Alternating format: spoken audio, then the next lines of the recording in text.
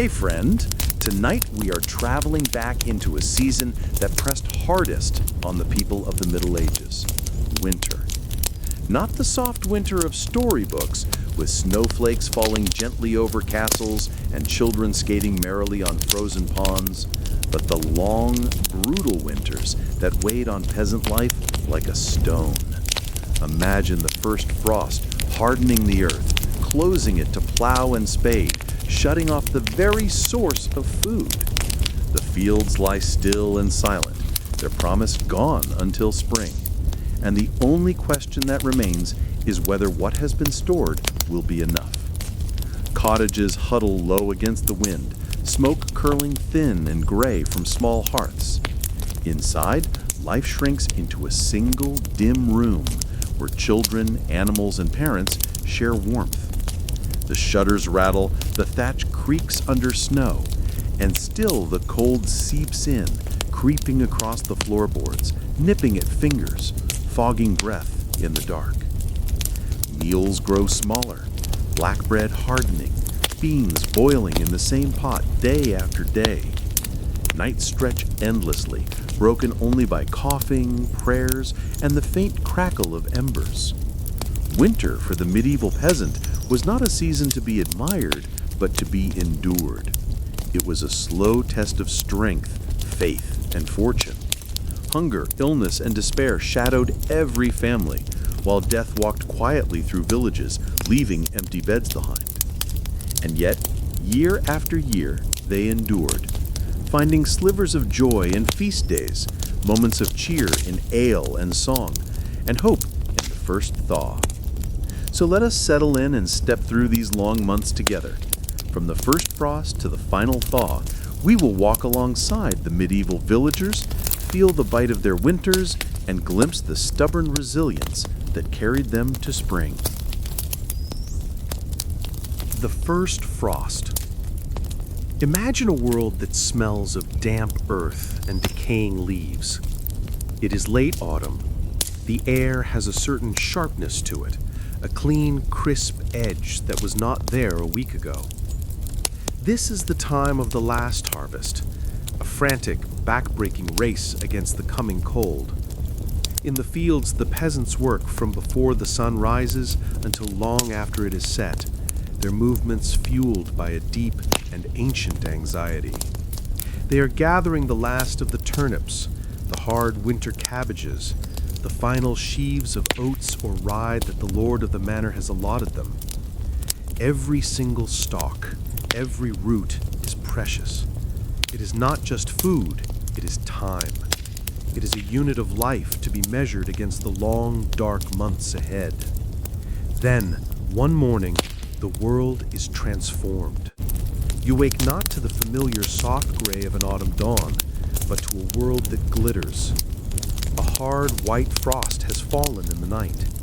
It coats every surface in a delicate, crystalline sheath. The blades of grass are stiff and silver. The last stubborn leaves on the oak trees are edged in white. The spider webs in the hedgerows have become intricate jewels of ice. It is a sight of breathtaking, fragile beauty. But for the peasant, this beauty is laced with dread. This is the first frost. It is the first true sign that the great turning has happened. It is a warning, a notice served by the season itself. The earth is closing for business. When you walk out of your low, smoky cottage, the ground is no longer soft and yielding beneath your thin leather shoes. It is hard, ungiving. The muddy tracks of the village have become frozen ruts. The fields, which only yesterday offered up the last of their bounty, are now sealed. The plow, which will soon be brought inside for the winter, would shatter against this iron-hard soil. The season of growth is officially, irrevocably over. This first frost changes everything. It is a psychological shift as much as a physical one. The work of the fields is done. Now the work of survival begins. All of life, which for months has been an outward-looking, expansive activity, now begins to turn inward. The focus shifts from the wide open fields to the small, cramped space of the cottage, and to the even smaller, more precious space of the granary or the storage chest. Let us look at those stores. They are not the overflowing cornucopias we might imagine. The peasant family was lucky to keep perhaps half of what they grew, the rest going to the Lord as rent and to the church as a tithe. What remains is a meager collection, a carefully calculated gamble against starvation. There is a bin of coarse grains, rye, barley, or oats, the stuff of their daily bread and porridge. There's a pile of dried peas and beans, hard as pebbles. In the dark, cool corner, there are the root vegetables, the humble, earthy turnips and parsnips. Perhaps there are a few wizened apples, and in a clay pot, some precious honey from the summer. Hanging from the rafters are bundles of dried herbs, gathered from the woods and fields. These are not for flavor, but for medicine, a fragile defense against the sicknesses that the cold and damp will surely bring. Every time the peasant looks at this small hoard, he is doing a constant, silent arithmetic of survival. How many mouths to feed? How many days until the first shoots of spring? He knows that this small pile of food must last through the month of Martinmas, through the deep darkness of Yuletide, through the hungry gap of Lent, and into the uncertain beginnings of spring. He looks at his children, and he sees not just their beloved faces, but the measure of his responsibility, the physical embodiment of the hunger he must keep at bay. The first frost is the closing of a door. The earth, which has been a generous mother for half the year, has now become a cold, distant, and unproviding force. The people are on their own now, with only their wits, their community, and their dwindling stores to see them through. The world has become a harder, sharper, and more dangerous place. And as the sun casts its low, weak light on the glittering, frozen landscape, a quiet prayer is offered up, not of thanks, but of desperate, hopeful supplication. A prayer to survive the long, white silence that is to come. The gathering of firewood. With the fields now frozen and sealed, the focus of the peasant's labor shifts from the production of food to the procurement of warmth.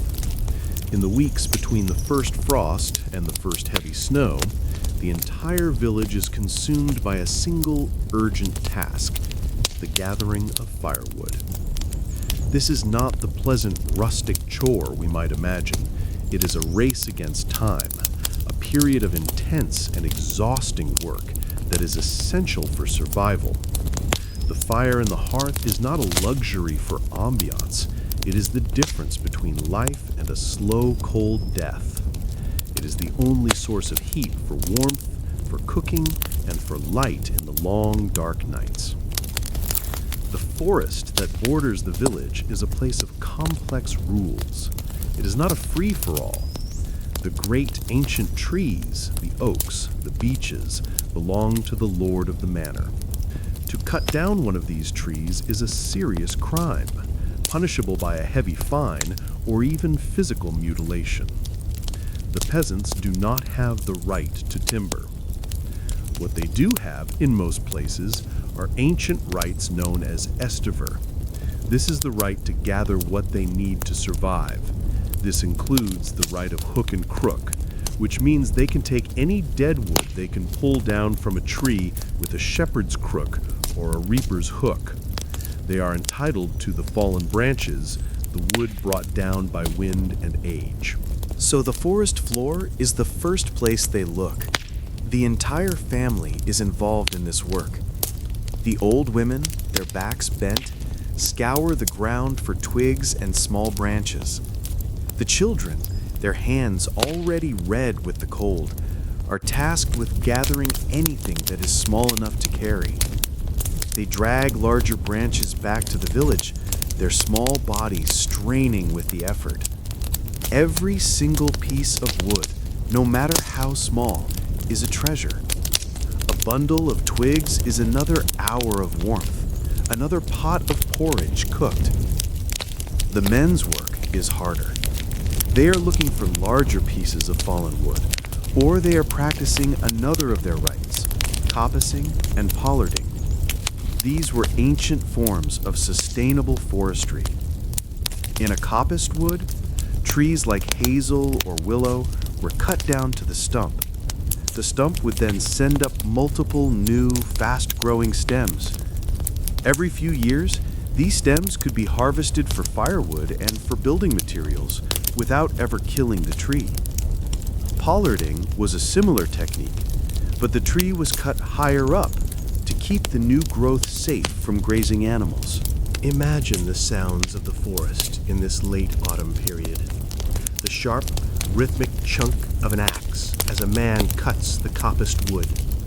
The rasping sound of a small, inefficient handsaw.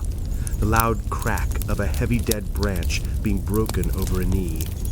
The air is cold and still, and these sounds carry a long way. The work is dangerous. A falling branch can injure or kill. The cold seeps into the bones, and a man's hands, clumsy with cold, can slip with an axe. And as the days grow shorter, the work must be done in a rapidly shrinking window of daylight. The wood is not taken directly to the cottages. It is brought to a central place in the village and stacked into great communal piles. But more often, each family creates their own precious wood pile, stacked carefully against the outer wall of their cottage. The size of your woodpile is a visible measure of your foresight and your security for the winter. A large, well-stacked pile is a source of pride and a deep sense of security. A small pile is a source of constant, gnawing anxiety. The wood that is gathered is often green and unseasoned. It will burn with a sluggish, smoky flame, producing less heat and more soot. But there is no choice. This is the fuel they have. As the first snows begin to fall, a final, desperate urgency takes hold. The villagers know that once the snow is deep, the forest will become a much more difficult and dangerous place. The fallen wood will be buried, and the paths will be impassable. This is the last chance. The wood they gather now is the wood that must see them through the darkest, coldest months of the year. Every trip into the cold, silent woods is a deposit into the bank of warmth, an investment in the simple, profound hope of seeing the spring. The shuttered village. As the first heavy snows begin to fall, blanketing the world in a thick layer of white, the life of the village undergoes its final, dramatic contraction. The world outside the cottage is now not just cold, but actively hostile and often impassable. And so the village shutters itself, pulling inward, transforming from a bustling community into a collection of small, isolated islands of survival. The process is a physical one. The doors of the peasant cottages, often made of rough-hewn planks that fit poorly in their frames, are sealed as best they can be. Rags, moss, and even dried dung are stuffed into the cracks to keep out the relentless, whistling wind. A heavy wooden bar is dropped into place, not just for security against intruders, but as another barrier against the cold. The windows, if there are any, are not made of glass. Glass was a luxury beyond the wildest dreams of a peasant. They are small, unglazed openings in the wall, designed more for ventilation than for light.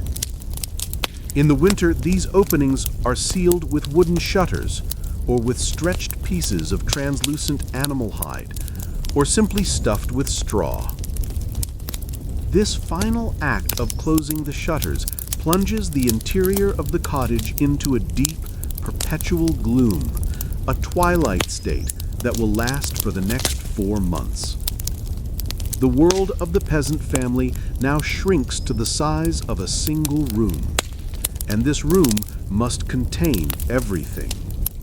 It is the bedroom, the kitchen, the living room, and the workshop.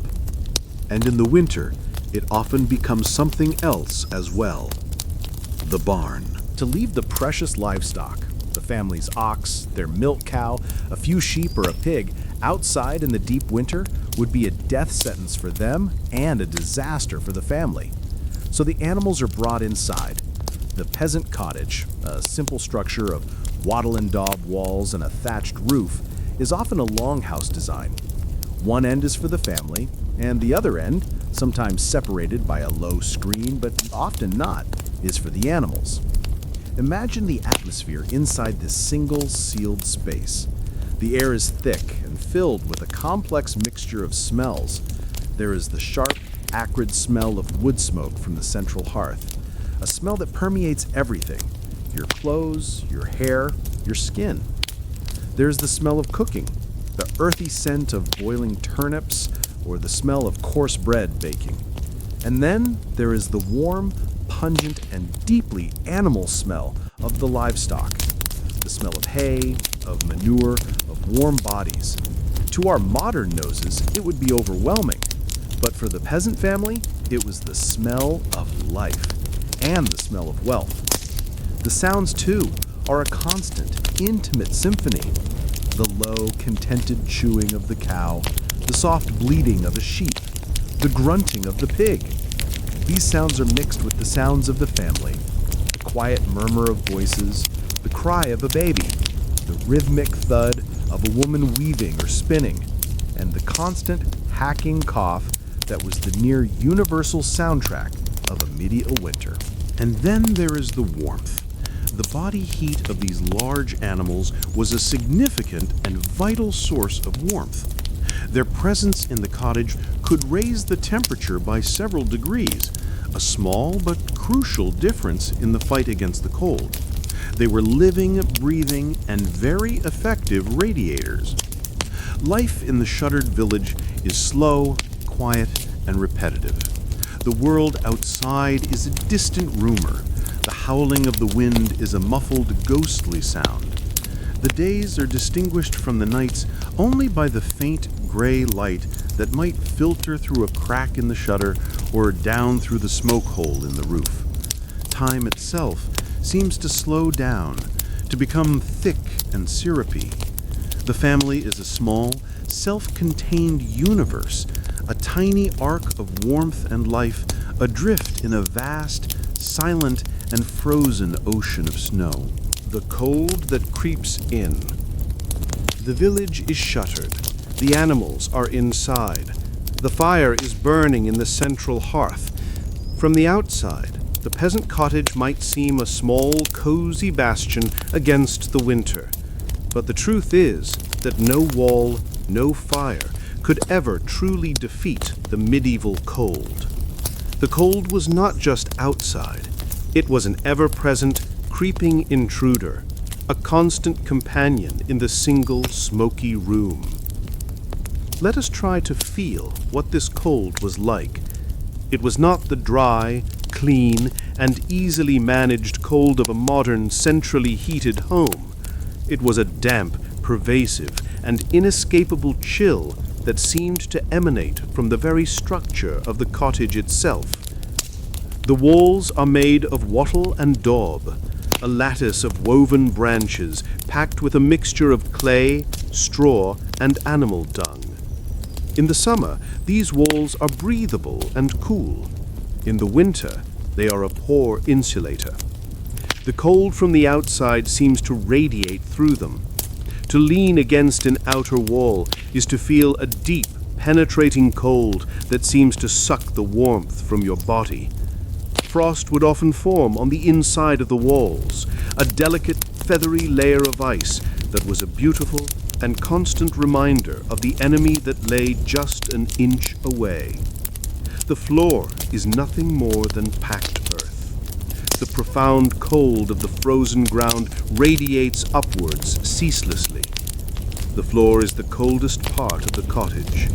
To walk on it with bare feet, as many peasants did, was an act of painful endurance. Straw or rushes would be spread on the floor to provide a thin layer of insulation and to absorb the mud and filth, but they quickly became damp and rotting, a cold, rotting mat underfoot. And then there's the draft. A medieval cottage was a sieve. The wind, that relentless enemy, would find its way through 100 tiny cracks and gaps, around the ill-fitting door, through the unglazed window shutters, and even through the porous thatch of the roof. There was a constant, almost imperceptible, but deeply chilling movement of cold air through the room. The only source of heat is the open hearth in the center of the floor, but this fire creates its own problems. As the hot air and smoke rise towards the smoke hole in the roof, they create a powerful updraft. This, in turn, pulls more cold air into the cottage from all those cracks and gaps at floor level. The result is a paradox. To have a fire, you must also have a constant draft of freezing air sweeping across the floor. So the warmth in the cottage is not a uniform, comfortable heat. It is a small, localized bubble. To be warm, you must be huddled directly beside the fire, so close that your front is roasting while your back is freezing. The family would live their entire lives in this small, charmed circle of warmth. To move even a few feet away from the fire was to re-enter the world of the cold. Your very breath is a visible sign of this constant battle. Even inside, even near the fire, when you exhale, you can see your breath fogging in the air. It is a constant, personal cloud, a reminder that the air you are breathing is only a few degrees above freezing. Your body is never truly warm. Your fingers and toes are in a state of perpetual numbness. The cold settles deep into your joints, creating a dull, persistent ache that is the companion of every medieval winter. Your clothes, a simple tunic of coarse wool, are often damp from the snow outside or from the condensation inside, and they cling to your skin with a miserable chill. To sleep is not to escape the cold. The family huddles together under a single blanket of rough wool or a worn animal skin, sharing their body heat. But the cold is always there, waiting.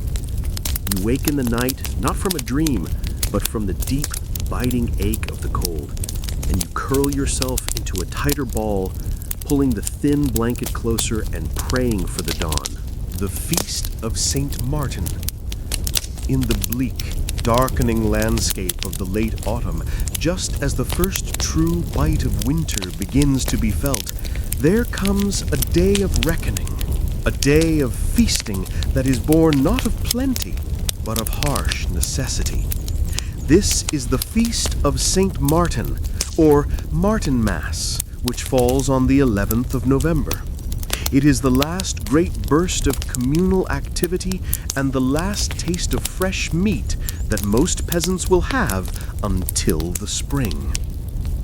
Martinmas was the traditional time for the autumn slaughter. As the pastures withered and the last of the summer's hay was consumed, a peasant family had to make a hard, unsentimental calculation. They had to look at their livestock, their pigs, their sheep, their older cattle, and decide which animals they could afford to keep and feed through the long, lean months of winter, and which they could not. To keep too many animals was to risk running out of fodder, a disaster that would mean the starvation of both the animals and the family. And so the surplus animals, the ones that were old or weak or simply too numerous to sustain, were culled.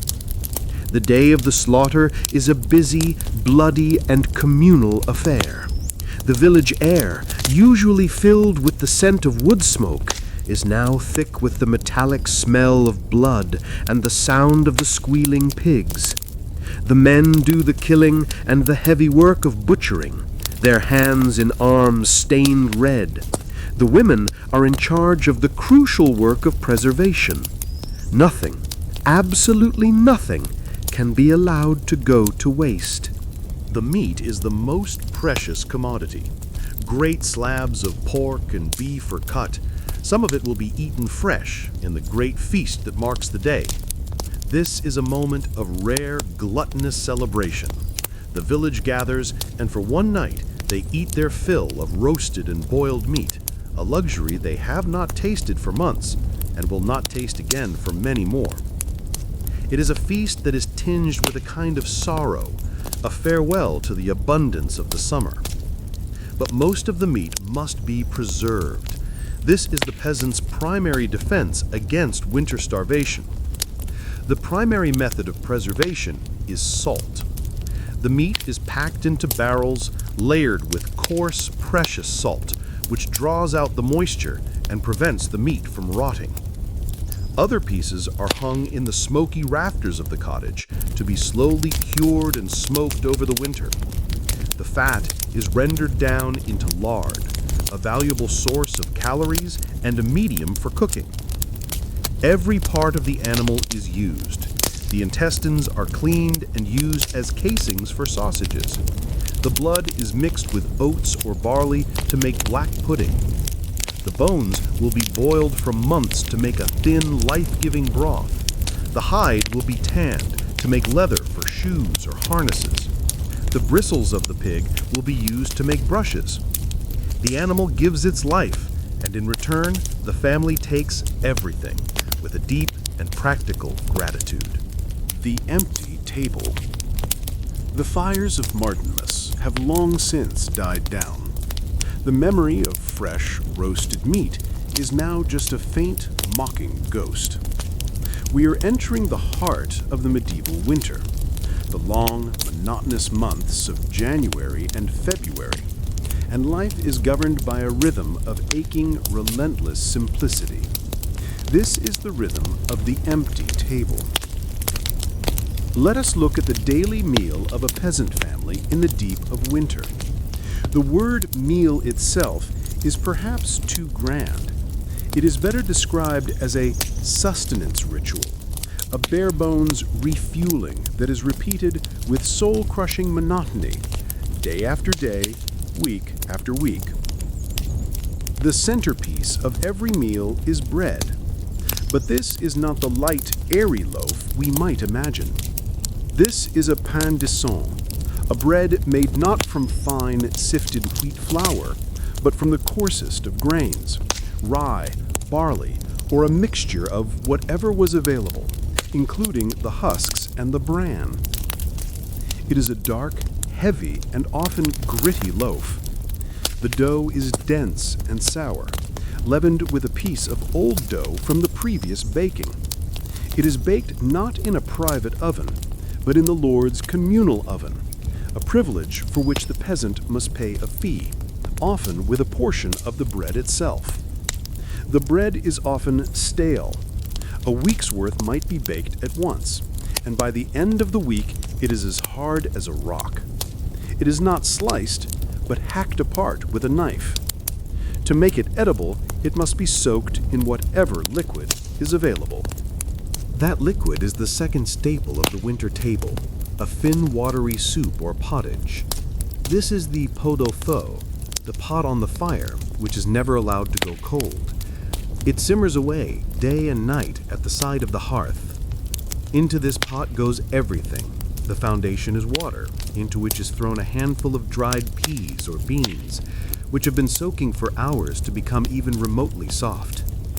Then comes the vegetables, the ubiquitous turnip, the parsnip, a few wrinkled carrots, perhaps an onion or a leek if the family is fortunate. If there is a bone left over from the Martinmas slaughter, it will be in this pot, boiled and reboiled for weeks, until every last trace of flavor and gelatin has been leached from it. The soup is thin, grayish, and tastes mostly of earth and of smoke. A piece of the hard black bread is broken off and dropped into a wooden bowl. The thin, hot pottage is ladled over it, and the family eats this mush, this sop, with a wooden spoon, or simply with their hands. This is breakfast, this is the midday meal, and this is supper. The variation is minimal. Some days there might be a little more turnip, some days a little less. What about the salted meat hanging from the rafters? This is not for daily consumption. It is the family's emergency reserve, their wealth. It is hoarded with a fierce and desperate care. A few tiny slivers might be shaved off and thrown into the pottage on a Sunday or on a feast day to give it a faint salty taste of meat. But to eat it freely is unthinkable. It is the food that will stand between the family and starvation in the hungry gap of early spring. Dairy, a staple of the summer, is also gone. The cow, if the family is lucky enough to own one, is dry in the winter, her own body struggling to survive on meager rations of hay. There is no milk, no cheese, no butter. The drink is water, often from a contaminated well, or a thin, sour, and weak ale, which was often safer to drink than the water. This diet is not just monotonous, it is profoundly inadequate. It is low in calories, low in vitamins, and low in protein. The result is a constant, low-grade malnutrition. The body, starved of essential nutrients, begins to break down. The teeth loosen with scurvy, the skin becomes dry and prone to sores, the eyes have trouble adjusting to the dim light, and worst of all, the immune system weakens, leaving the body wide open to the diseases that thrive in the cold, damp, and crowded conditions of the cottage. The hunger is not just a feeling in the belly, it is a systemic failure of the body. As you lie in your bed, feeling comfortable and well fed, think of this empty table. Imagine the taste of that coarse, gritty bread, the thin, smoky flavor of the turnip soup. Picture the scene, the family gathered around the low table in the dim, smoky light, eating in silence, their faces etched with a deep, weary resignation. There is no joy in this meal, only the grim, repetitive, and essential act of fueling the body for one more day of survival. Hunger and fear. Let us now move beyond the physical reality of the empty table and into the psychological landscape of the medieval winter. The hunger that the peasant family endures is more than just a physical sensation. It is a constant, gnawing presence, a source of profound and pervasive fear that colors every moment of their waking and sleeping lives.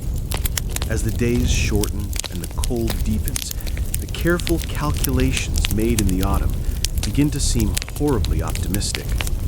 The woodpile, which looked so reassuringly large in November, is shrinking at an alarming rate. The bin of grain, which seemed so full, is now visibly lower. The salted meat, hanging in the rafters, seems to mock them with its precious, untouchable presence. The fear begins as a low background hum. It is the anxiety of a parent watching their child eat a piece of bread and doing the mental arithmetic. One less piece for tomorrow, one less piece for the day after. The mother, who is in charge of the daily rationing, carries the heaviest burden. She is the one who has to divide the meager portions, who has to listen to the cries of a hungry child, and who often takes the smallest share for herself. As January gives way to February, the coldest and leanest month, the hum of anxiety grows into a roar. The stores are now dangerously low. The family is forced to eat less. The single daily meal becomes even thinner, the bread even coarser, now perhaps mixed with sawdust or ground acorns to make it go further. This is the time of the hungry gap. The food from the last harvest is running out, and the first crops of the new year are still months away from being planted, let alone harvested. This is the most dangerous time of the year. The physical effects of this prolonged hunger are severe. The body, in a desperate attempt to conserve energy, slows down. A deep, bone-weary lethargy sets in. It is an effort to simply get up, to move, to perform the simplest of chores. The mind grows foggy, unable to concentrate. The world seems to shrink, your entire consciousness consumed by the single, overwhelming, and primal urge for food. Hunger frays the bonds of community. The village, which was a place of shared labor in the summer, can become a place of suspicion and mistrust. A neighbor who seems to have a little more food is looked upon with envy and suspicion. Did they steal? Did they hoard? The temptation to steal a chicken or a handful of grain becomes immense. The fear of being stolen from is just as great. The social fabric, stretched thin by hunger, begins to tear. The fear is not just of a slow, wasting starvation. It is the fear of becoming too weak to survive the other dangers of the winter. A well-fed body can fight off the cold. A starving body cannot. A well-fed body can fight off a sickness. A starving body has no defenses. Hunger is the great accomplice of cold and disease. At night, the fear does not go away. It follows the peasant into his sleep. He dreams of food. He dreams of vast, impossible feasts, of tables groaning with bread and meat and wine. He wakes in the darkness, the taste of the phantom food still in his mouth, to the cold, hard reality of his empty belly and the gnawing ache of hunger. It is a cruel and nightly torture. And then there is the ultimate fear, the fear that the spring will not come in time. What if the snows linger? What if a late frost kills the first fragile seedlings? The peasant is a gambler, and he has wagered his family's life on the predictable turning of the seasons. The fear that the seasons might betray him is the deepest and most profound terror of all. As you lie in your bed, in a world where hunger is, for most of us, a distant concept, try to connect with this primal fear. Feel in your imagination the hollow ache in the pit of your stomach. Feel the gnawing anxiety of a parent unable to feed their child. It is a feeling that has haunted humanity for most of its existence. Be grateful for its absence in your own life. Let the feeling of your own satiety, your own security be a source of deep and profound peace. You are safe, you are fed, and you can rest. The sick room. The cold seeps into the bones. The hunger weakens the body's defenses. The single smoky room is crowded with people and animals. The conditions are perfect for the third great killer of the medieval winter: disease. The peasant cottage in the winter is not a healthy place. It is a sealed container, a petri dish for the cultivation of sickness. The lack of ventilation means that the same stale, smoky, and germ-laden air is breathed and rebreathed by everyone. A simple cough or a sneeze can spread an illness through the entire family in a matter of days. The most common ailment is what they would have called a flux or a catarrh, what we would now call influenza, pneumonia, or bronchitis. In a well-nourished person, these might be unpleasant but survivable illnesses. In a body weakened by months of cold and malnutrition, they are often a death sentence. Imagine the sound of the winter sick room. It is a room filled with coughing. Not a light clearing of the throat, but a deep, racking, and painful cough that seems to tear at the lungs.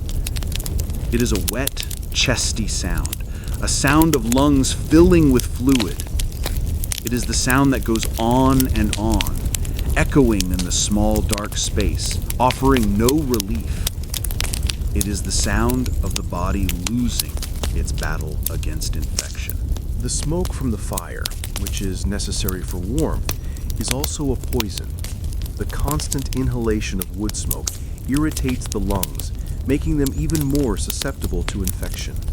The eyes sting in water. The throat is perpetually sore.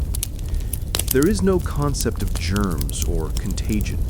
Sickness is a mystery. It is a punishment from God for some forgotten sin.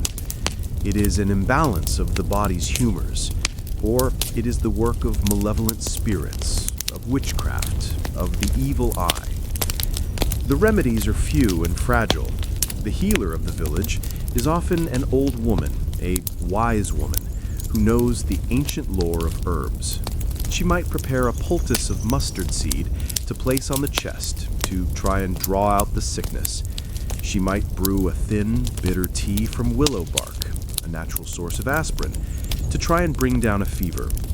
She might hang a bundle of pungent herbs from the rafters, their smell believed to purify the air and drive away the evil spirits that brought the disease. But in the deep of winter, the supply of these herbs is limited to what was gathered and dried in the summer. The remedies are weak, and the sickness is strong. For the person who is ill, the world shrinks to a miserable pallet of straw close to the fire. They are wrapped in the family's best furs, but a deep internal chill gives way to a raging fever. They are delirious, their dreams filled with strange and terrifying visions. They are thirsty, but the water is foul. They are weak, so weak that they can barely lift their head. The family can do little but watch and pray. They sit by the sick person's side, wiping their brow with a damp rag, whispering words of comfort, and making desperate, bargaining prayers to the saints. The entire family's emotional world is consumed by the struggle of the sick person. Their own hunger, their own cold, seems secondary. When the breathing of the sick person becomes a shallow, rattling gasp, the family knows the end is near. The village priest might be summoned, if he can be reached through the snow, to administer the last rites. The sick room of the medieval winter is a place of profound helplessness. It is a place where the simple, common illnesses of today become terrifying, unstoppable killers. It is a stark reminder of the fragility of life in a world without modern medicine.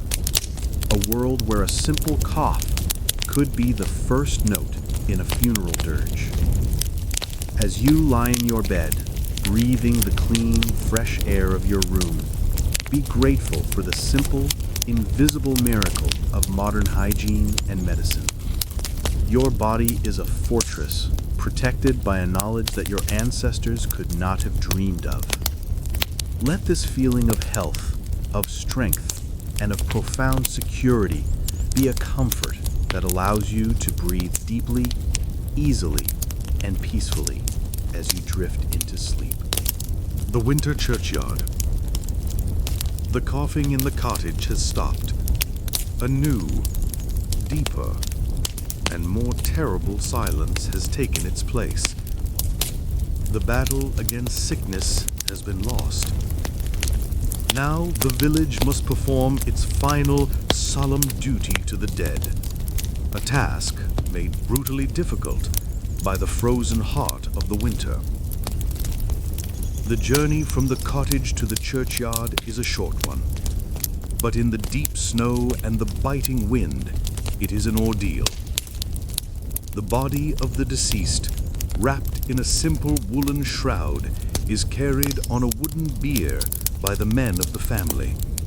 The rest of the village follows, their heads bowed against the wind, their faces numb with both cold and grief. The church itself, a small, dark, and freezing building of cold stone, offers little comfort. The priest, his own breath fogging in the frigid air, says the Latin prayers for the dead, his words echoing in the empty, silent space. The service is short. The living cannot afford to linger in the killing cold. The true challenge lies outside, in the churchyard. The ground is frozen solid, as hard as rock. The digging of a grave, a simple task in the summer, is now a monumental work of physical labor. Imagine the scene. A small group of men The family and their closest neighbors stand in the gray winter light of the churchyard. They are using pickaxes and iron-shod shovels. Each swing of the pickaxe is a jarring, percussive shock that travels up the wooden handle and into their aching arms. The frozen earth does not yield easily. It shatters into small, glassy shards and clumps of iron-hard soil. The work is slow, exhausting, and bitterly cold. The men work in shifts, their hands blistering and then going numb inside their thin leather mittens. Their breath comes in ragged, white plumes. They do not speak much. The only sounds are the rhythmic, metallic chunk of the picks against the frozen ground and the mournful sigh of the wind in the bare branches of the yew trees. It can take hours, sometimes the better part of a day, to dig a shallow grave in the depths of winter. The hole they create is not the neat, deep rectangle of a summer burial. It is a rough, shallow, and ragged depression in the unyielding earth. When the work is finally done, the shrouded body is lowered into the frozen ground. The priest says the final prayers, sprinkling a handful of frozen earth onto the body. The family and friends then perform the final act of closure, filling the grave, the frozen clumps of dirt and stone making a hollow, echoing sound as they land on the body. There are no flowers to lay on the grave. The world is barren and lifeless. A simple wooden cross is placed to mark the spot, and then the small, shivering group makes its way back to the village, leaving their loved one alone in the cold, silent earth. The winter churchyard is a place of profound sorrow. It is a visible record of the season's cruelty. The fresh mounds of frozen earth are a testament to the lives claimed by the hunger, the cold, and the sickness. For the children of the village, the churchyard is a constant, terrifying reminder of their own fragility. But it is also a place of faith. The burial, however harsh, is a necessary ritual. It is a way of committing the soul of the deceased to God, and of ensuring that their spirit will not wander the earth as a restless ghost. It is an act of hope, a belief in a resurrection to come, a spring that will arrive not just for the frozen earth, but for the sleeping souls as well. As you lie in your warm and comfortable bed, a world away from this scene of cold and sorrow, think of the deep human need to honor the dead, even in the most difficult of circumstances. Let the image of the winter churchyard be a reminder of the preciousness of life and of the comfort of warmth. And let the deep silence of that frozen, sacred ground be a guide into your own deep and peaceful silence. Candlemas Hope. The heart of winter has been a long, dark tunnel. The feasting of Yuletide is a distant memory. The lean, hard weeks of January have passed, and the world is locked in the iron grip of February, often the coldest and cruelest month of all. The stores are at their lowest, the bodies at their weakest, and the spirit at its most fragile. And then, at the very beginning of this darkest of months, the church offers a small, fragile, and desperately needed glimmer of light. This is the festival of Candlemas. Celebrated on the 2nd of February, Candlemas is, on the surface, a Christian festival marking the presentation of the infant Jesus at the temple in Jerusalem.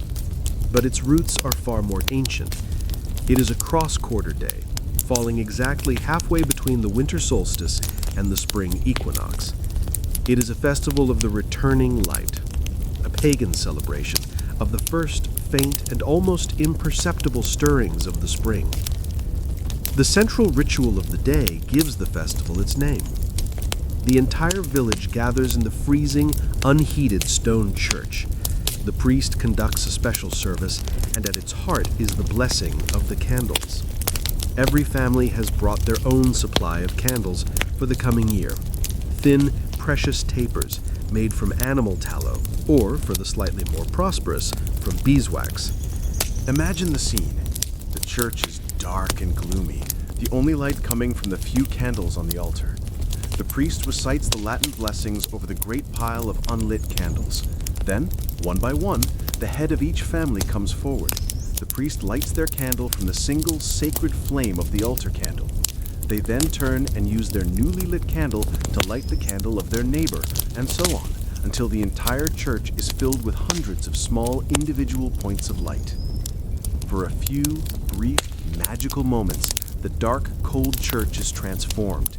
It is flooded with a warm, golden, and living light. The faces of the villagers, pale and gaunt from the long winter, are softened and illuminated by the gentle glow. The flickering light dances on the stone walls on the dark wooden rafters. In the deepest, darkest part of the winter, the people have created their own collective sunrise. This moment is one of profound psychological power. It is a symbolic act of defiance against the overwhelming darkness. It is a shared communal act of hope. Each small flame is a prayer, a spell, a testament to the belief that the light will return, that the sun will regain its strength, and that the spring will come again. After the service, the villagers carry their lit candles back to their homes in a solemn procession. This is a tense journey.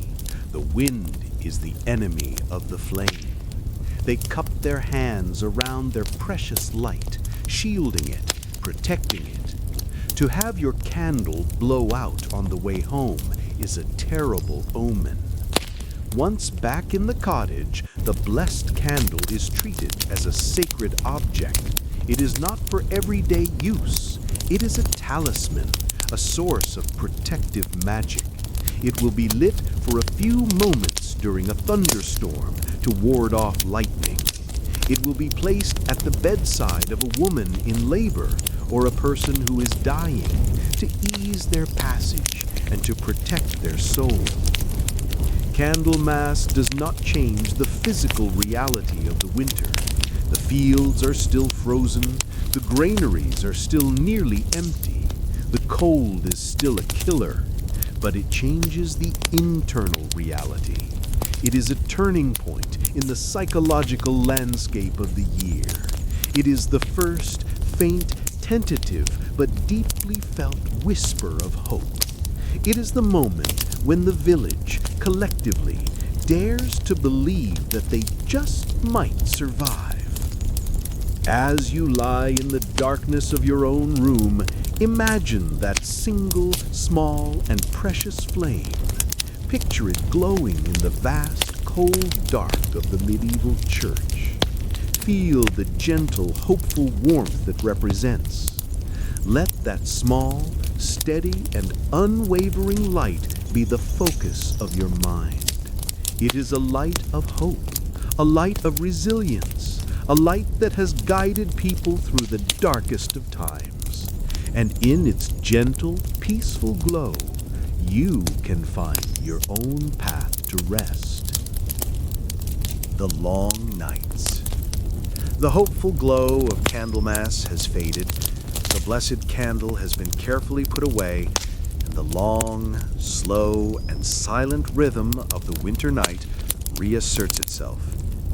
In a world without artificial light, without books, without any form of modern entertainment, the evenings of the medieval winter stretched out into what must have felt like a timeless eternity.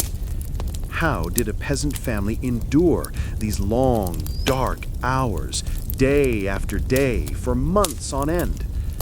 The answer lies in a combination of quiet, essential labor, of shared stories, and of a deep, abiding faith.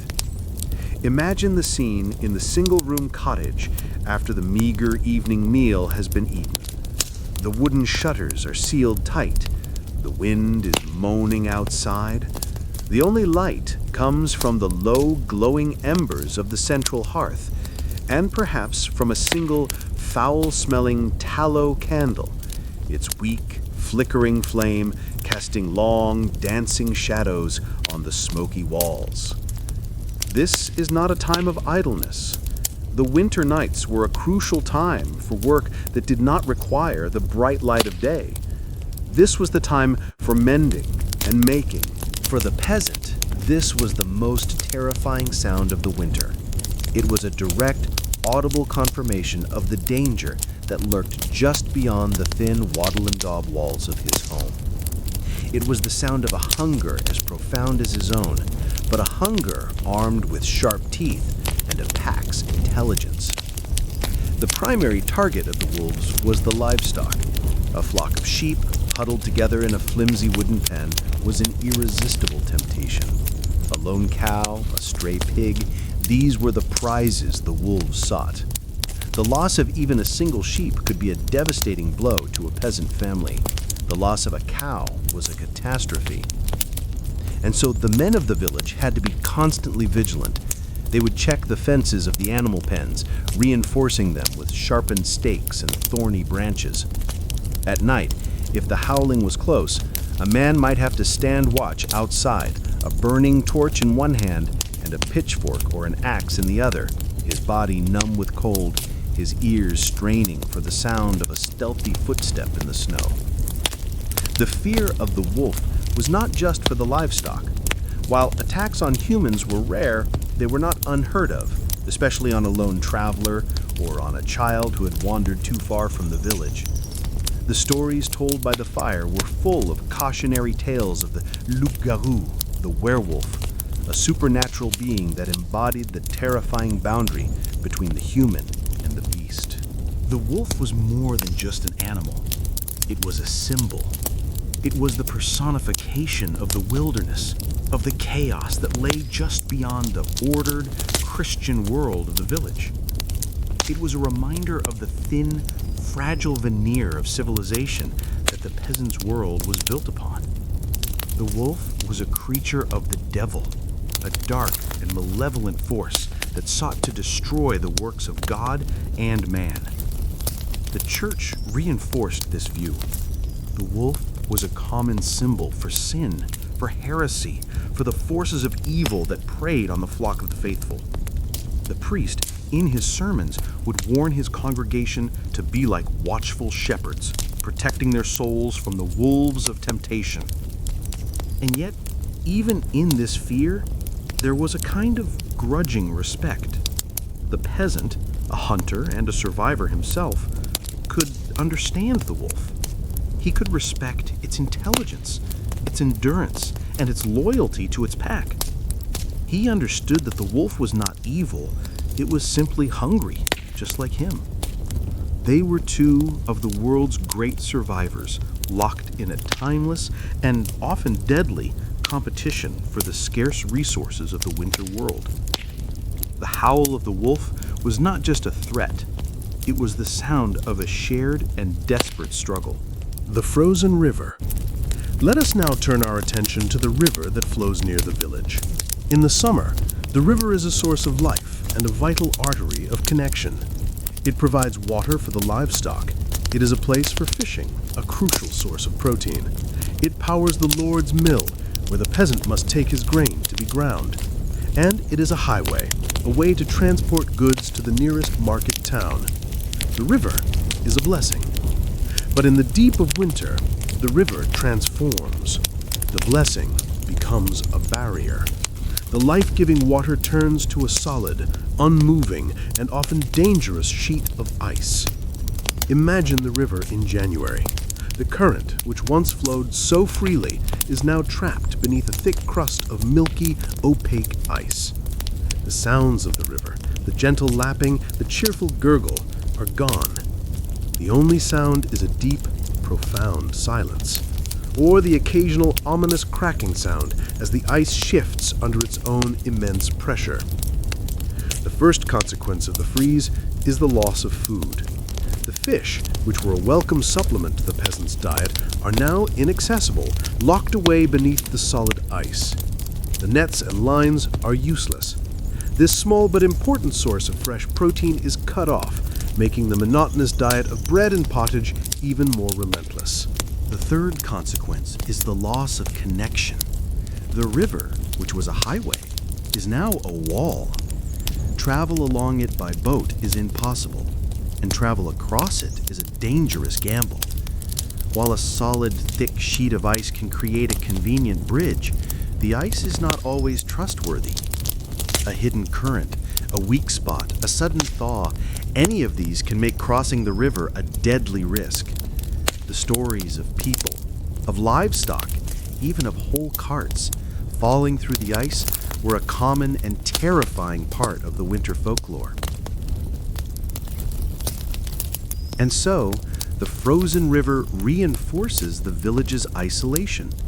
It cuts them off from the neighboring villages, from the market town, from the wider world. News cannot travel. A traveling merchant cannot bring his goods. A priest cannot visit from the nearby monastery. The village becomes an even more self-contained and isolated world, left to its own meager resources. The frozen river also changes the landscape of the imagination.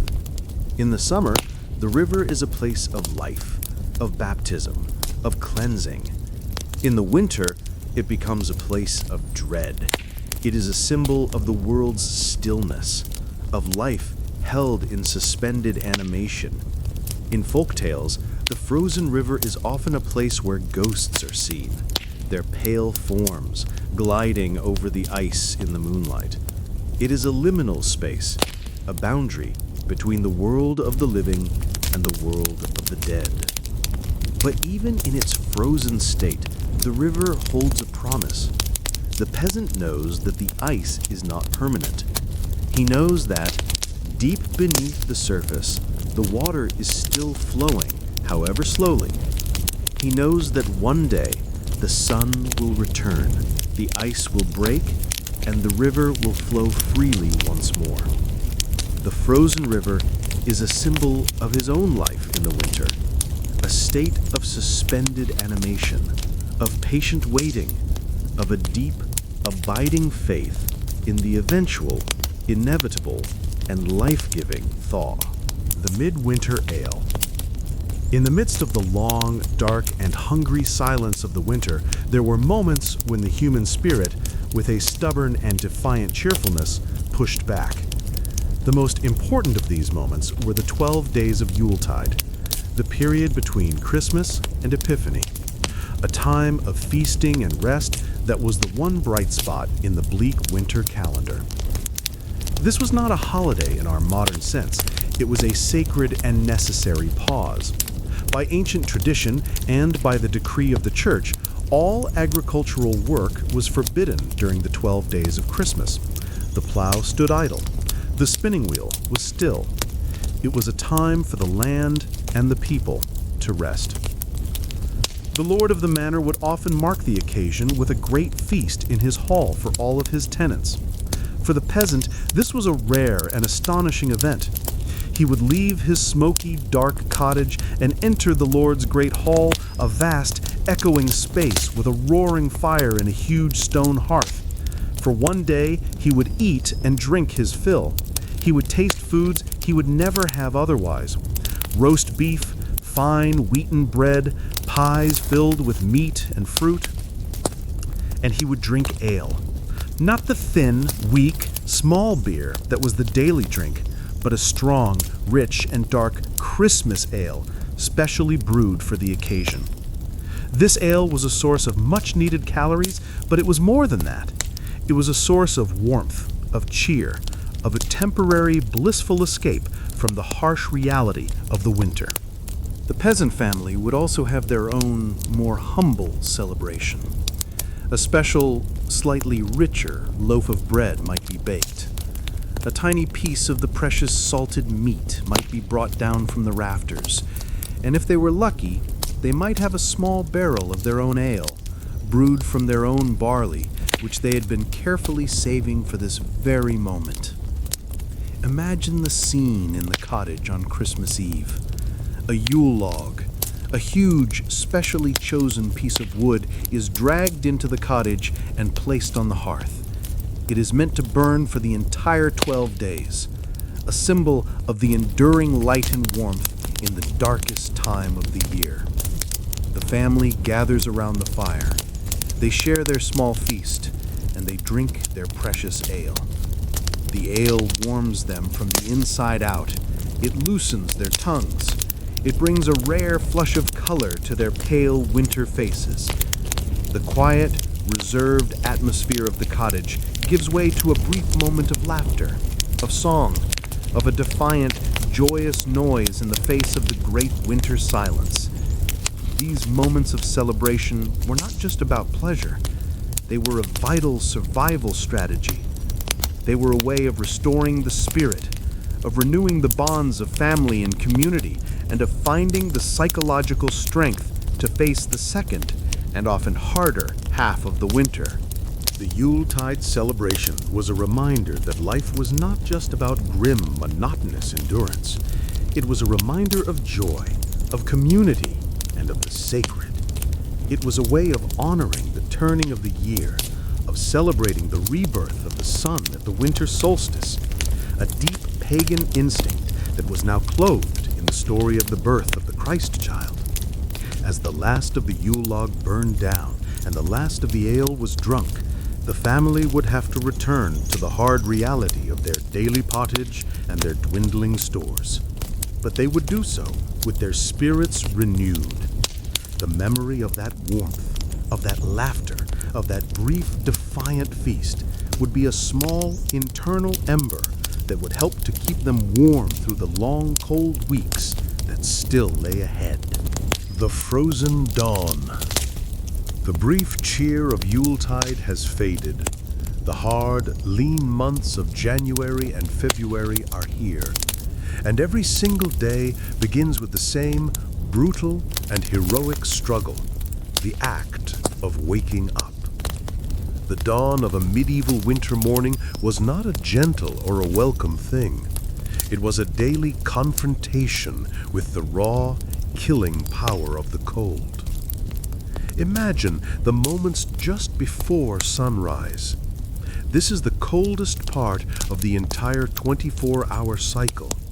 The small amount of warmth that the earth absorbed from the weak winter sun has long since radiated away. The temperature is at its absolute lowest. Inside the cottage, the fire in the hearth has died down to its last few sleeping embers, a faint, pulsing red glow in a sea of gray ash. The radiant heat is gone. The air in the single room is frigid, damp, and still. It is an air that is thick with the smells of stale smoke, of sleeping bodies, and of the deep, earthy chill of the frozen ground. The family is huddled together under their single, inadequate covering, a pile of breathing humanity in a desperate, unconscious battle to conserve a few precious degrees of warmth. To wake in this environment is a physical shock. The first conscious breath is an intake of icy air that seems to sear the lungs. The first movement is a painful stiffening of joints that have been locked by the cold all night. The world outside the warm cocoon of your own body is a hostile and alien place. It is a slow, patient, and controlled breath. Too hard, and they will blow the ember out. Too soft, and it will not catch. They blow and they blow, their own warm breath a plea to the sleeping spirit of the fire. For a moment, nothing happens. Then, a tiny thin wisp of smoke curls up from the tinder. A small red glow begins to spread. They blow again, more steadily now. And then a miracle. A small, fragile yellow flame flickers to life. This first flame of the morning is the most beautiful sight in the world. It is a victory. It is a symbol of hope. It is the beginning of a new day. Slowly, carefully, they feed the flame with larger twigs and then with small branches, until a stable, life-giving fire is once again burning in the heart of the cottage. Only then does the rest of the family begin to stir. The battle has been won. The cold has been pushed back, for now. the day can begin. Each frozen dawn is a testament to the quiet, uncelebrated heroism of the medieval peasant. It is a daily act of resurrection, a stubborn refusal to surrender to the long, cold, and silent night. The first task of the day, the one upon which all others depend, is the rekindling of the fire. One person, usually the mother or the father, must summon the immense willpower to leave the relative warmth of the huddle. Imagine the feeling of throwing off the woolen blanket, of the frigid air hitting your skin. It is a moment of pure physical misery. They crawl on their hands and knees across the frozen, straw-covered floor to the hearth. Their fingers are numb and clumsy. With a small piece of wood, they carefully scrape away the ash, revealing the last faint glow of the embers. This is a moment of high anxiety. If the embers have gone out completely, the task of starting a new fire with a flint and steel in the cold and the dark is a long and arduous one. But the embers are alive, a tiny, precious inheritance of warmth from the day before. The person takes a small handful of the driest tinder they have, shredded bark, dried fungus, a bit of lint, and places it gently on the embers. Then they lean down, their face close to the cold gray ash, and they blow. The child's cough. Let us now turn our focus to a sound that was more feared in the winter cottage than the howl of a wolf, more dreaded than the moan of the wind. It is a small, weak, yet persistent sound. It is the sound of a child's cough. In the brutal calculus of medieval winter survival, the most vulnerable were always the first to pay the price, and none were more vulnerable than the very young. The infant mortality rate in the Middle Ages was staggeringly high in the best of times. In the winter, it became a tragic and expected feature of life. A child's body is a small furnace, and it loses heat much more quickly than an adult's. Their immune systems are still developing, leaving them wide open to the legion of respiratory illnesses that thrived in the cold, damp, and smoky air of the cottage. Imagine a small child, perhaps 3 or 4 years old, huddled by the fire. Their face is pale and listless. Their eyes are glassy with fever. And they are coughing. It is a dry, hacking cough at first, but as the days turn into a week, it becomes a deeper, more congested sound, a wet, rattling sound that seems to come from the very bottom of their small lungs. The parents watch, their hearts filled with a cold, heavy dread. They are in a state of profound helplessness. They do everything they know how to do, which is tragically little. The mother wraps the child in the warmest, softest furs they own. She holds the child close to her own body, trying to transfer her own warmth, her own life force to the struggling little one. She brews a thin, bitter tea from the few dried herbs she has, coltsfoot or horehound, and tries to spoon the warm liquid into the child's mouth. She dips a rag in hot water and places it on the child's chest, a makeshift poultice to try and ease the congestion. The father sits by the child's side, his large, work-roughened hand resting on the child's hot forehead. He tells the child stories. He whispers words of encouragement, his voice thick with the sorrow he is trying to hide.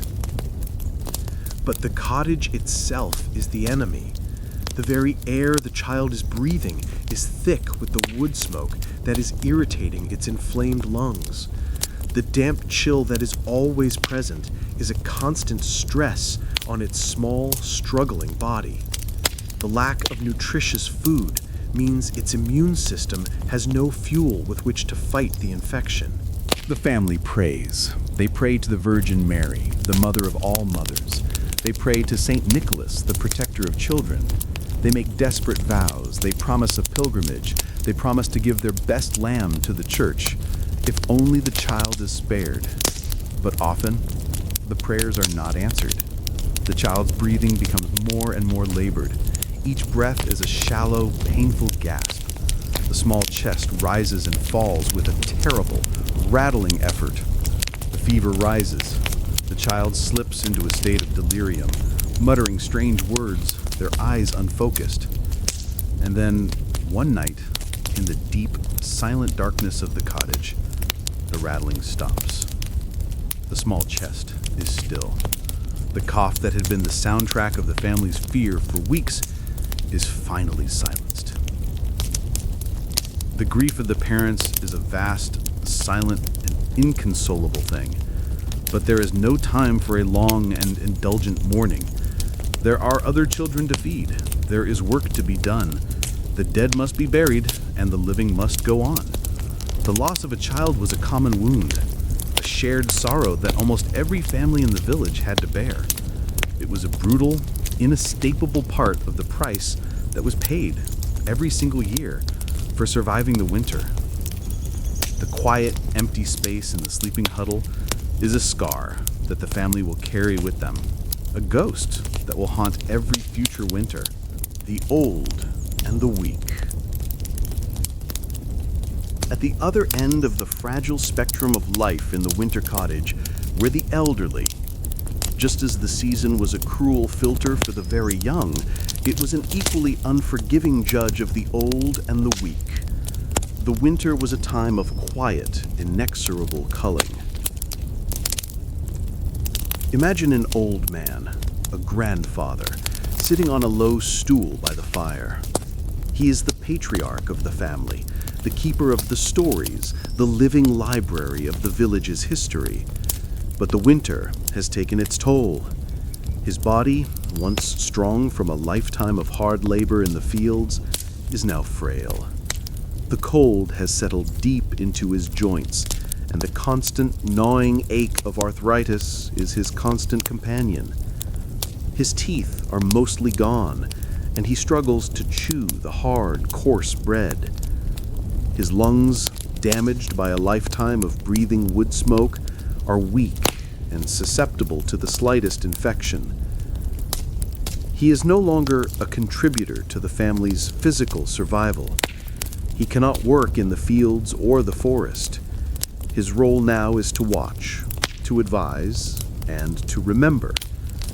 But in the harsh economy of the winter, where every mouthful of food is precious, an unproductive member of the family, however loved, can become a burden. This is a terrible and unspoken reality. The family loves their grandfather. They respect him. They care for him as best they can. They give him the warmest spot by the fire. They soak his bread in the thin pottage to make it soft. They wrap him in the best of their furs. But the cold is relentless, and the hunger is a constant, nagging pressure. The old man, in his quiet wisdom, understands this. He knows that the food he is eating is food that could be going to his grandchildren, to the future of the family. He may begin to eat less, pretending to be not as hungry as he is, a quiet, final act of sacrifice. The winter is a long, slow, and grinding war of attrition, and it is the weakest members of the garrison who fall first. A small slip on the icy path outside the cottage can result in a broken hip, a death sentence in a world without surgery. A simple cold, which a younger person might shake off in a week, can settle in the old man's chest and turn into a fatal pneumonia. The process is often a quiet fading. The old man becomes more and more withdrawn. He sleeps more. He talks less. His eyes lose their focus. He seems to be slowly detaching himself from the world of the living, preparing for the next journey. The family watches this slow decline with a sense of sad, resigned inevitability. This is the natural order of things. This is how a life lived close to the earth comes to its end. When the end comes, it is often in sleep. The old man simply does not wake up one morning. His body, having fought its long battle, has finally surrendered to the cold and the weakness. His passing is mourned, but it is a different kind of grief than that for a child. The death of a child is a tragedy, a theft of the future. The death of an elder is a sad but expected event, the completion of a cycle. He has lived his life. He has seen his children and his grandchildren. He has passed on his knowledge. His time has come. The village loses a piece of its memory. The family loses its anchor to the past. But the hard, practical reality is that there is now one less mouth to feed. The meager stores of food will last just a little bit longer, and the chances of the younger, stronger members of the family surviving to see the spring have, in a small and brutal way, increased. This is the silent, unsentimental, and tragic arithmetic of a medieval winter. The bitter Lent.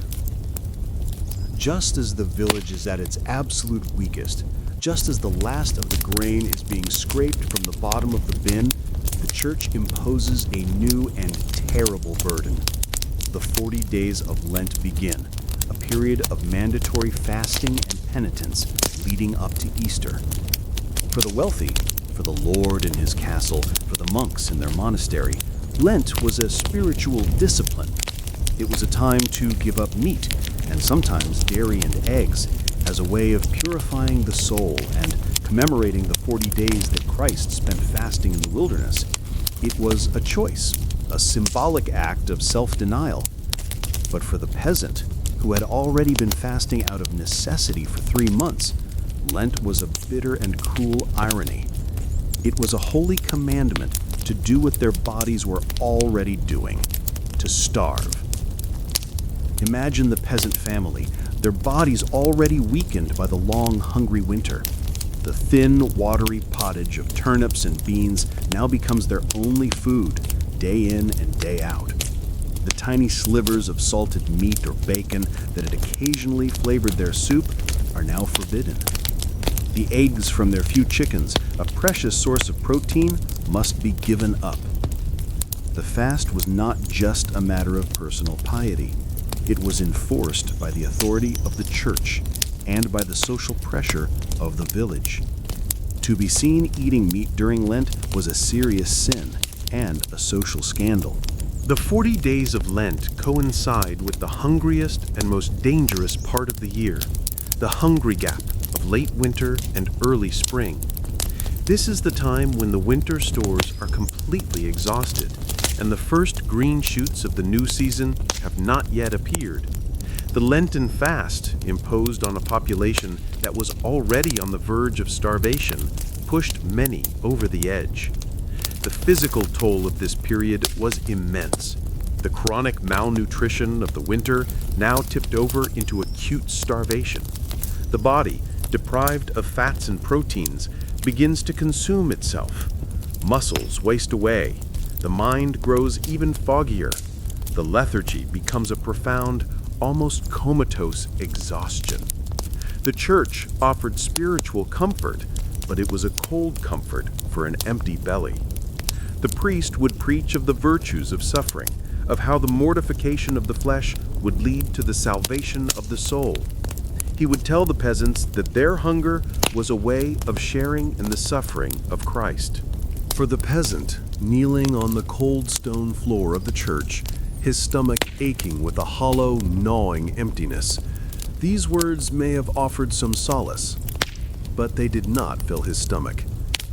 The religious calendar, which was meant to give a sacred rhythm and meaning to the year, felt in this moment like a form of divine cruelty. The irony was that the animals were also at their weakest. The cow was thin, her ribs showing. The ox, the family's living tractor, was weak from a winter of poor fodder. The land itself was still locked in the last stubborn grip of the frost. The bitter Lent was the final great trial of the winter. It was the darkest hour before the dawn. It was a test of faith and a brutal test of physical endurance. It was a time when the boundary between life and death was at its most porous, when a person would lie down to sleep, not knowing if they would have the strength to rise again in the morning. For many, the promise of the great Easter feast to come was a promise that they would not live to see. The March mud. After the long, hard, and frozen silence of the winter, the first signs of the thaw should be a cause for celebration. But the transition from winter to spring in a medieval village was not a clean or a joyful one. It was a slow, messy, and often miserable process. The first gift of the returning warmth was not green shoots, but mud. Imagine the world in early March. The sun is higher in the sky now, and its light has a new, tentative strength.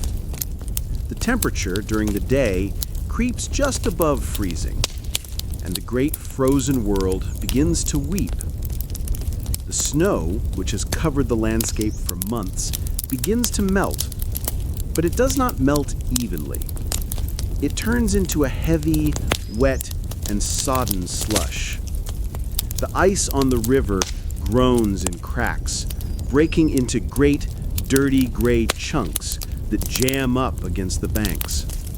The world is no longer a pristine, silent white, but a chaotic patchwork of dirty snow, dark, bare earth, and standing water. And the ground itself, which was frozen solid for so long, begins to thaw from the top down. The top few inches of the soil turn into a thick, sticky, and bottomless mire. The hard-packed dirt tracks of the village, the paths between the cottages, and the fields themselves all dissolve into a sea of mud. This March mud was a formidable enemy. It clung to everything.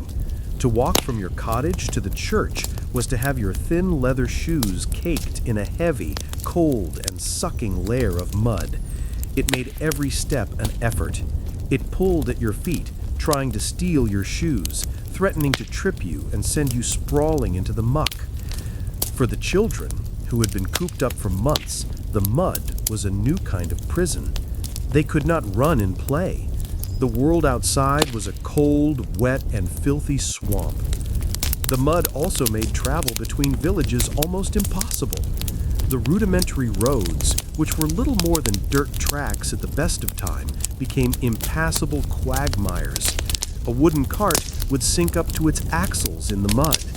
The village's isolation, which was enforced by the snow and ice of the winter, was now enforced by the mud of the spring. The cottage itself suffered. The mud was trapped inside, turning the already filthy straw on the floor into a cold, stinking mess. And the wattle and daub walls of the cottage, which had been frozen dry, now began to absorb the moisture. The walls would become damp, a perfect breeding ground for mold and mildew, making the already unhealthy air of the cottage even worse. And worst of all, the mud was a false promise. It was a sign that the winter was ending, but it did not bring any immediate relief from the hunger. The fields were still too wet and cold to be plowed. The first green shoots of wild edible plants had not yet appeared. The mud was a sign of the spring to come, but it was a spring that was still weeks or even a month away. So, the month of March was a time of deep, weary frustration. The people were at the absolute end of their physical and emotional endurance. The winter was over, but the suffering was not. They were trapped in a kind of limbo, a gray, wet, and miserable world that was neither winter nor spring. They had survived the great enemy of the cold, only to be bogged down in the demoralizing, soul-sapping grip of the mud. The fight was not over. It had just changed its form. The memory of winters past. In the deep, quiet, and monotonous gloom of the winter cottage, with the wind howling outside and the stomach aching with hunger, How did a peasant family maintain the one thing that was more essential than food or fire? How did they maintain hope? The answer, in part, lay in the power of memory and in the stories that the elders told. Imagine the family huddled around the weak and smoky fire. The children are listless, their faces pale. The mood is one of quiet despair. And then the grandfather, the old man who has survived 60 or 70 of these winters, begins to speak. His voice is weak and raspy, but it carries the weight of authority. He is not telling a folk tale or a saint's life. He is telling a different kind of story. He is telling the story of the great winter of his own youth. "This is a hard winter, to be sure," he might begin, his eyes looking into the embers, but seeing a scene from 50 years ago. "That year the snows came before Martinmas, and they did not leave until well after Easter. The wolves grew so bold that they came right into the village in the daylight. We lost half our sheep. My own brother, he was taken by the coughing sickness before Yuletide." The family listens in rapt, horrified silence. The story is a terrible one, a catalog of hardship and loss that makes their own suffering seem, for a moment, a little less absolute. This is the strange and powerful psychology of shared suffering. To hear that others have endured worse and have survived is a source of profound strength. The grandfather's story is not meant to frighten, it is meant to inspire. It is a testament to the resilience of the family, of the village. It is a way of saying, we have been through this before, we have seen worse, and we are still here. The memory of past winters was a crucial tool for survival. It was a library of practical knowledge. The elders remembered which herbs had worked best against the winter sickness. They remembered the best places to find the last hidden stores of firewood. They remembered the signs in the sky that signaled a coming blizzard. This accumulated, lived experience was the village's most valuable resource. The memory was also a source of perspective. The younger generation, who had only known a few winters, might feel that their current suffering was the worst the world had ever known. The elders, with their long view, could reassure them that this too would pass. The seasons always turn. The spring always comes. It is the one great, unwavering promise of their world. The stories of past winters were not all grim. The elders would also remember the good years. They would remember a winter with little snow, or a year with a bumper harvest that left the granaries full. They would remember a particularly joyous Yuletide feast. These memories were a reminder that hardship was not the only reality. Good times had existed before, and they would exist again. This oral history, passed down by the fireside, was the anchor that kept the family from drifting into pure despair. It connected their own individual suffering to a much larger, multi-generational story of survival. They were not just a single, struggling family. They were one link in a long, unbroken chain. Their duty was to endure, just as their ancestors had endured, so that their own children and grandchildren would one day sit by a fire and tell the story of this winter. Hope was not an abstract emotion. It was a duty to the past and a gift to the future. The wolf at the edge of the wood. The world of the shuttered medieval village was a small, fragile island of human order. Just beyond the last cottage, where the fields gave way to the forest, lay another world, a world that was wild, untamed, and in the winter increasingly bold and dangerous. And the embodiment of that wild world, the creature that haunted the peasant's imagination and his reality, was the wolf. In the summer, the wolves kept to the deep woods, hunting the deer and the wild boar, their presence a distant, occasional threat. But the winter changed everything. The heavy snows made it difficult for them to hunt their usual prey. The deer were weakened, the smaller animals were hibernating. And so the wolf packs, driven by a desperate hunger that mirrored the hunger of the peasants themselves, would draw closer to the human world.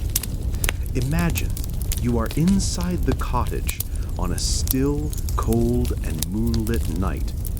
The fire has burned low, the family is asleep, and then, from the direction of the forest, you hear it. A single, long... The mother of the family might be sitting closest to the fire, her hands never still. She is spinning wool into thread with a simple drop spindle, a tool that has been used for thousands of years.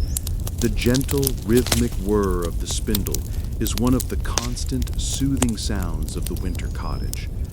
Or she might be weaving that thread into coarse, rough cloth on a small, upright loom.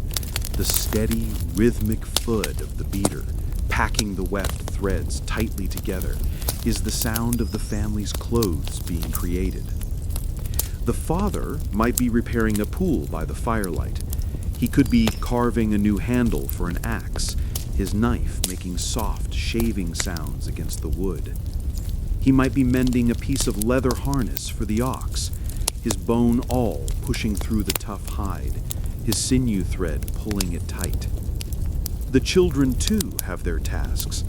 A young girl is learning to spin, her small hands clumsy at first. A young boy is learning to knit a simple net for fishing, his fingers struggling with the knots. This quiet, communal labor was not just about productivity, it was a form of meditation. The repetitive, rhythmic tasks occupied the hands and quieted the mind, keeping the gnawing anxieties of hunger and cold at bay. It was a way of imposing a small human order on the vast, chaotic darkness. The first drip of water. The long, hard siege of winter is beginning to break. The change does not come with a sudden, dramatic announcement. It comes as a series of small, almost imperceptible whispers. And the first and most hopeful of these whispers is the sound of dripping water. Imagine you are standing outside your cottage in the middle of a March day. The sun is in the sky, and for the first time in months, you can feel a faint but definite warmth on your face. The air is still cold, but it has lost its brutal, cutting edge. And then you hear it. Drip, drip, drip. It is a slow, soft, and gentle sound. You look up at the thatched roof of your cottage. The long, jagged icicles that have hung there like a row of glass daggers for the entire winter are now weeping. A single, clear drop of water forms at the tip of an icicle, hangs there for a moment, glittering in the sunlight, and then falls, making a tiny, dark splash in the snow below. This small, simple sound is the most beautiful music in the world. It is the sound of the thaw. It is the sound of water being unlocked from its frozen prison. It is the sound of life returning. All around you, the world is beginning to stir from its long frozen slumber. The hard crust of the snow on the fields is softening, its surface now wet and glistening. The branches of the trees, which were stiff and brittle, now have a new, subtle flexibility to them. The river, which has been a silent, solid road of ice, now has a thin trickle of dark water running along its edges, and the great sheet of ice in the center is beginning to look rotten and unstable. The sounds of the world are changing. The hard, sharp echoes of the winter are being replaced by the soft, absorbent sounds of the thaw. The world is becoming less brittle, more fluid. For the peasant family, this first drip of water is a sign of immense significance. It is a tangible, audible confirmation that their faith has been rewarded. The seasons are turning. The long, cold, and dark part of the year is finally, truly coming to an end. This is a time of cautious optimism. The danger is not over. The hungry gap is still at its peak. The mud is a miserable reality. But the psychological shift is enormous. The long, defensive, inward-looking posture of the winter can begin to relax. People start to look outward again. They look at the fields. They look at the sky. They look towards the future. The children are the first to truly celebrate. They will stand under the eaves of the cottage, catching the drops of water on their tongues, a taste of the new season. They will break off the smaller icicles and hold them up to the light, marveling at the way they refract the sun. The first drip of water is a small thing.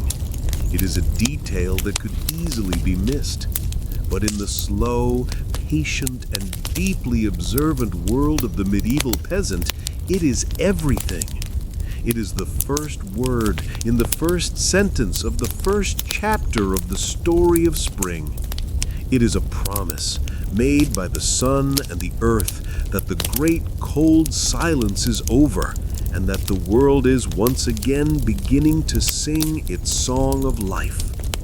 And in that small, gentle, and persistent sound, there is a deep and profound sense of peace and of relief. The hungry plow. The water is dripping. The snow is melting.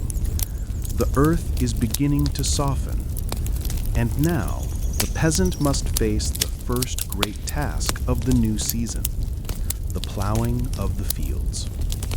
But this is not the triumphant, energetic work of a well-fed farmer. It is the slow, painful, and exhausting labor of a survivor. Imagine the scene.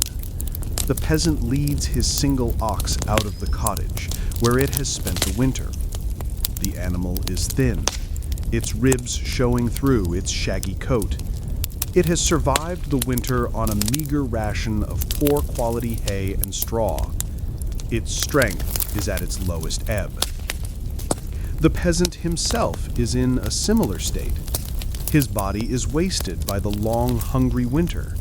His muscles are weak from months of inactivity and malnutrition. He and his ox are a matched pair, a team of gaunt, weary survivors.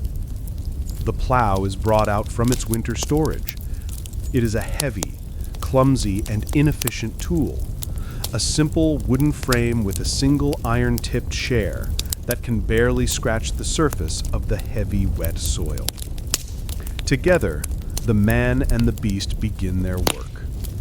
The peasant leans his entire wasted weight onto the handles of the plow, trying to force the share into the thick, cold, and sticky mud of the March fields. The ox strains in its wooden yoke, its hooves slipping in the muck, its breath coming in ragged, steaming gasps. The work is agonizingly slow. They move at a snail's pace, carving a single, shallow, and ragged furrow in the great expanse of the field. At the end of each furrow, they must stop, panting, to gather their strength before they can make the turn and begin the next one. This is the hungry plow. It is the work that must be done, but it is being done on an empty stomach. Every step, every ounce of effort is a massive expenditure of precious calories that the peasant's body can ill afford to lose. It is a desperate gamble. He is burning the last of his own fuel in the hope of creating the food that will sustain him in the months to come. If he is too weak to plow the field, there will be no harvest. And if there is no harvest, there will be no survival. The entire future of the family rests on this slow, painful, and silent struggle between a weakened man, a weakened beast, and a cold, unyielding earth. The sounds of the hungry plow are not triumphant. They are the sounds of pure effort. The creak and groan of the wooden plow, the squelch and suck of the mud, the heavy, desperate breathing of the man and the ox, and the sharp, encouraging, and sometimes desperate cries of the peasant urging his animal partner to pull for just one more step. The women and children of the family follow behind the plow. They break up the larger clumps of earth with wooden mallets or with their bare hands. They pick out the stones, and they begin the crucial work of planting. They walk along the furrow, dropping the precious seeds, barley, peas, beans, into the cold ground. These seeds are the family's last and most important asset. They have been saved from the previous year's harvest, guarded through the entire winter, even when the family was at its most hungry. To have eaten the seed corn would have been the ultimate act of despair. The act of planting is the ultimate act of faith. It is the act of giving away the last of your food in the desperate, hopeful belief that the earth will take it and, in its own good time, will return it to you 100-fold. The spring fair. The plowing is done. The seeds are in the ground. And now, as the world slowly begins to dry and the first tentative hints of green appear, the village begins to cautiously rejoin the human world. The first great social event of the new year, and a sign that the winter's isolation is truly over, is the spring fair. Imagine a small, muddy field on the outskirts of the nearest market town. After months of being confined to their own small villages, people are beginning to gather. The roads, which were impassable rivers of mud, have firmed up just enough to allow for travel. And people are hungry, not just for food, but for contact, for news, for the simple, life-affirming sight of other human faces. The spring fair is not a grand or a wealthy affair. It is a gathering of survivors. The people are thin, their faces gaunt, their clothes the same ragged, smoky woolens they have worn all winter. The livestock for sale, a few chickens, a young pig, a calf, are all as lean and as hungry as the people. But there is a new energy in the air. It is a fragile energy, but it is there. It is the energy of hope, of renewal, of a world beginning to wake up. The first order of business is trade. The peasant might have a few things to sell or to barter. Perhaps his wife has managed to weave an extra length of coarse cloth during the long winter nights. Perhaps he has a few extra wooden bulls that he carved. He is not looking to make a profit. He is looking to trade for the things he desperately needs. He might trade his cloth for a small bag of salt, a commodity that is essential for preserving the meat of the next slaughter. He might trade his bowls for a new iron tip for his plow, knowing that his old one is worn and broken. The fair is a place to acquire new life. A family whose ox died during the winter might be here, trying to pool their meager resources with their neighbors to buy a new one. A man might be looking for a new rooster for his hens.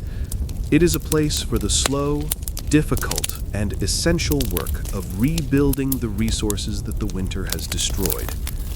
But the fair is more than just a marketplace.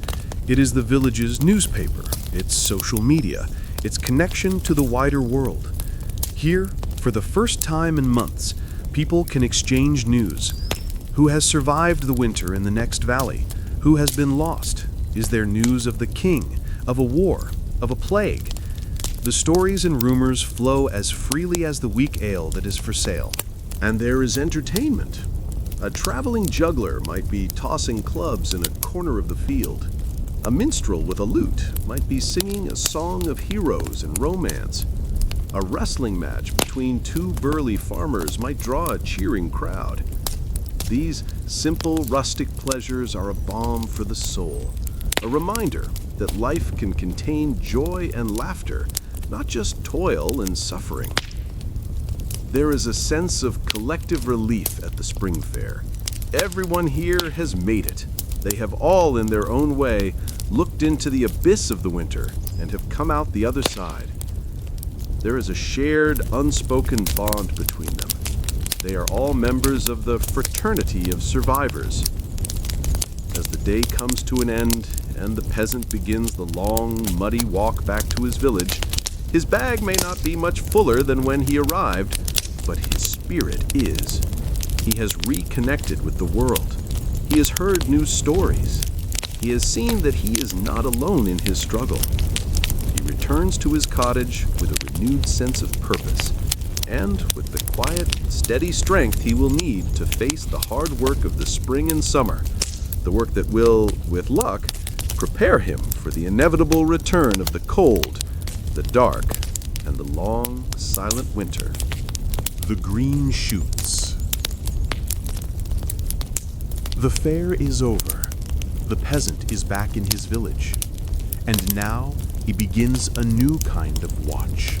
It is a watch that is filled not with the dread of the winter, but with the anxious, hopeful anticipation of the spring. Every single morning, he walks out to his newly plowed and seeded fields, and he looks. He looks for a sign. Imagine the field in the pale, cool light of an April dawn. It is a vast expanse of dark, damp earth. For weeks, it has remained stubbornly barren. The seeds that were planted with such faith and effort have remained hidden, asleep in the cold ground. And the family's hunger has grown more and more desperate. This is the cruelest part of the hungry gap, to be surrounded by the promise of life, but to still be starving. And then, one morning, he sees it. At first, he is not sure. It is so small, so faint. He kneels down, his old knees protesting, and he looks closer.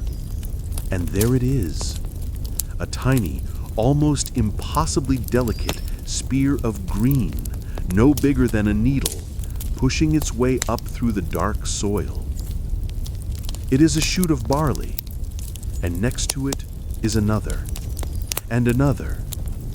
He looks up, and he can see them scattered across the entire field, a faint green haze, a delicate stippling of life against the dark canvas of the earth. This is the moment of salvation. This is the miracle. This is the tangible, visible proof that the world has not forgotten them, that the cycle of life continues, that their faith has been rewarded. The feeling that floods through him is one of profound, almost overwhelming relief. It is a feeling so powerful, it is close to a religious experience. The great, heavy weight of anxiety that has sat on his chest for 6 long months finally begins to lift. He will walk back to his cottage, his step a little lighter than it has been for a long time. He will not shout the news. It is too sacred for that. He will tell his wife in a quiet, reverent voice, "They are coming up," and she will understand. The first green shoots do not mean the hunger is over. It will be many weeks, even months, before this barley can be harvested and turned into bread. But they change everything. They are a promise of food to come. They are a reason to keep going, to endure the last hard weeks of the hungry gap. The world around the village is also beginning to wake up. The buds on the trees are swelling and beginning to break, revealing the tiny crumpled leaves within. The first wild, edible greens are appearing in the woods and the hedgerows. Nettles, wild garlic, dandelions. The women and children will go out to gather these, and they will be thrown into the pottage, the first fresh green food the family has tasted in half a year. It is a taste of life itself. The birds are returning from their long winter migration. Their song, which has been absent for so long, now fills the morning air. It is a sound of pure, unadulterated joy. The first green shoots are the end of the story of the winter. They are the turning of the page. The long, dark chapter of cold, of hunger, and of fear is finally over. A new chapter, one of light, of warmth, and of life, is beginning. The peasant has endured. He has survived. And as he looks out over his field of tiny green miracles, he feels a deep, quiet, and profound sense of peace. The peasant's prayer. The sun is warm on his back. The air is filled with the scent of damp earth and new life. The fields are a vibrant, shimmering green. The hungry gap is over. The first, meager harvest of early summer vegetables is being gathered, and the peasant, standing in the doorway of his cottage, looking out at this world reborn, offers up his final prayer of the season. It is not a formal prayer recited from a book. It is a quiet, internal conversation, a prayer of the heart. It is a prayer of profound and bone-deep thanksgiving. He gives thanks for the simple, miraculous fact of his own survival. He thinks of the faces of those who were not so lucky, the child who was taken by the coughing sickness, the old man who faded away in the February cold. He feels not pride in his own strength, but a humble and slightly guilty gratitude for the simple gift of being alive. He gives thanks for his family. He looks at his wife, her face still thin, but with a new light in her eyes. He looks at his children, who are now playing in the sunshine, their laughter a sound he thought he might never hear again. They have endured. They are still together. They are his world. He gives thanks for the animals, for the ox that strained beside him in the hungry plow, for the cow that is now giving milk again, for the chickens that are scratching in the dirt. These fellow beings have shared his hardship, and now they share his relief. He gives thanks to the saints who he believes have watched over him, to the Virgin Mary, who protected his children, to Saint Martin, who blessed his small store of meat, to God who has, once again, turned the great wheel of the seasons and brought the world back from the dead. But his prayer is not just one of thanks, it is also one of memory. The scars of the winter are not just on the landscape, they are on his soul. He will not forget the gnawing ache of hunger. He will not forget the biting cold. He will not forget the fear. The memory of the winter is a harsh but necessary teacher. It has taught him, once again, the value of foresight, of hard work, of community. And so, his prayer is also a promise to work hard all summer, to not waste a single moment of the precious daylight, a promise to be careful with his resources, to repair the roof of his cottage, to gather more firewood than he thinks he will need, a promise to be generous to his neighbors, to remember that they are all bound together in the same fragile web of survival. The peasant knows that the winter will return. It always does. The cycle is endless. But for now, in this moment of warmth, of light, and of new life, there is peace. The great, long, and brutal war is over, and a temporary, beautiful, and deeply cherished truce has been declared. As you lie in your own bed, In your own world of unprecedented comfort and security, let this final, quiet prayer of the medieval peasant be a gentle reminder. A reminder of the simple, fundamental things that sustain us: the warmth of the sun, the food from the earth, the love of family, and the quiet, stubborn, and miraculous resilience of the human heart.